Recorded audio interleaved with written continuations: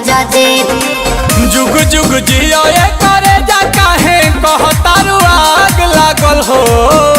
तो का करूं? अबे हलवा तू ही बोलो। ए धनी हो जहिया से जिहनी गी में आइलू तहिए से हमार भाग जागल ए भौजी हो जहिया से गाना वा में आइलू भैया के हमारा भाग जागल हो। अरे मान जा। नहीं मानूंगा।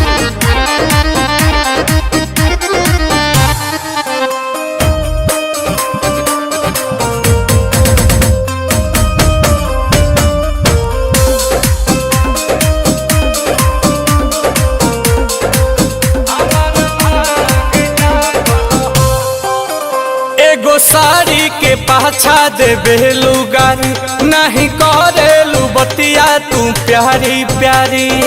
ए धनी का हो आई लव यू हो कि अब तो तहरा से हम नहीं बोलब ए राजा कि बहरे सुत हो के बाड़ी नहीं खोलब ए राजा।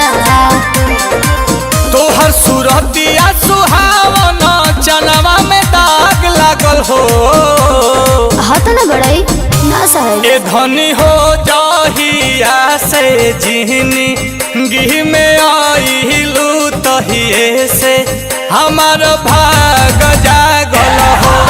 ए भौजी हो जहिया से गाना वा में आइलू भैया के हमारा भाग जागल हो।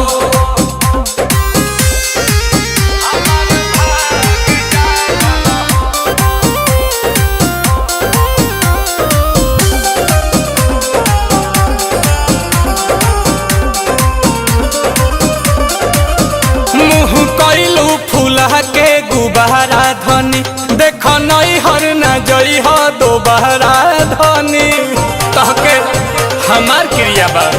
नील हो कमल जवन कहता नहीं सहे राजा न तो आंसू पिहरियांसु संगे रहे राजा। गाओ तनी प्यार वाला गीतिया तो हर अलगे राग लागल हो।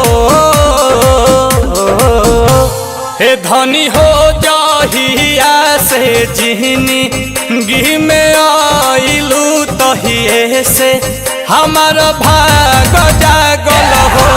हे भौजी हो जहिया से गाना वा में आइलू भैया के हमारा भाग जागल हो।